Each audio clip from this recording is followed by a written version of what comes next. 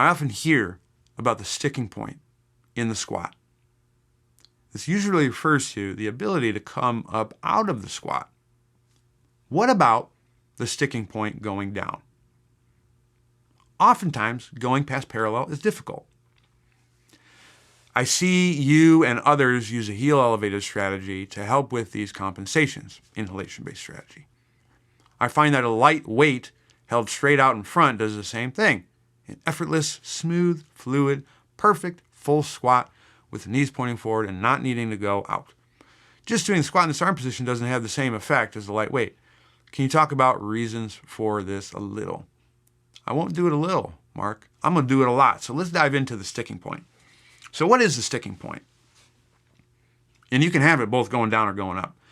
Basically, you have two forces opposing one another. And folks, it's not the light side, the dark side. I'm talking about forces that are pushing you down towards the ground. Gravity, this could be the weight. This could be internal forces allowing you to absorb those downward forces. That's one.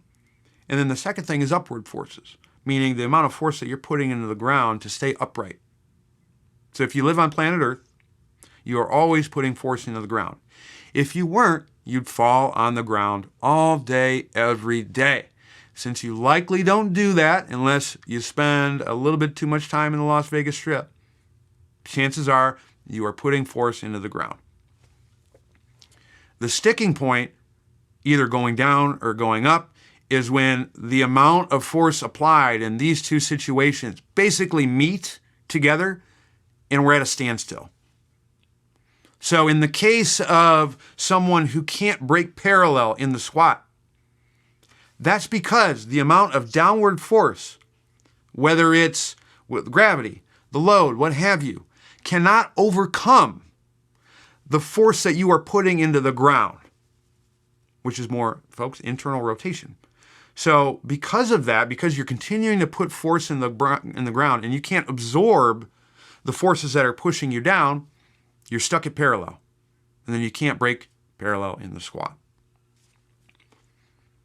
Conversely, if the sticking point is coming up out of the squat, now you have a situation where you're putting as much force into the ground as humanly possible, but the forces that are pushing you down, like the man, aka gravity, the weight, everything else, your internal forces, etc., that's still trying to push you back down.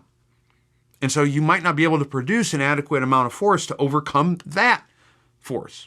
And so then you're stuck in the sticking point. And eventually, you might be able to break through and finish the squat. Life is good. The angels sing, birds chirp. Or you get plastered and your peeps got to help you up out the bottom. That's all that's going on with the sticking point, is you either can't absorb enough of the downward forces to get all the way down, and you're stuck, or you can't push against those forces on the way up, and you're stuck. And so in either of those cases, we have to teach our supreme clientele to be able to break through those sticking points. So if you have someone who has a sticking point at parallel and they can't break through that, you have to increase the absorptive capabilities of that particular person descending into the squat. The absorptive position in the pelvis for a full squat is counternutation of the sacrum. So anything that encourages more posterior expansion in that particular situation and increases space is going to be helpful at achieving that. So that could be, as Mark alluded to, with heels elevation and reaching forward, both of those bias the body towards encouraging more posterior expansion to increase absorptive capabilities. When you elevate the heels, the femurs go into more external rotation, because plantar flexion and inversion is an external rotation action that occurs at the leg. If you don't believe me, go ahead and, while you're seated, plantar flexion invert, you'll see where your femur goes. That's going to encourage more of a counternutated position at the pelvis, which is going to allow for more absorption. If you reach the weight out and you have that counterweight, that physical weight allows you to shift your center of mass backward, especially if you do a low reach in the 0 to 60 range, which is going to encourage your ability to create more space in your upper back and your upper thorax, which is going to increase the absorption position within your body. It's going to make more space for you to absorb the forces that are pushing you down, and you're going to not be pushing into the ground as hard.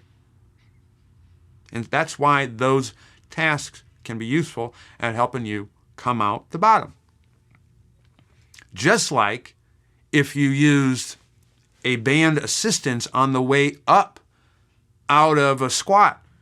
So perhaps you're doing a back squat and you got 2 bands hooked up and it's slowing down the descent, but then when you come up, the bands assist you on the way up.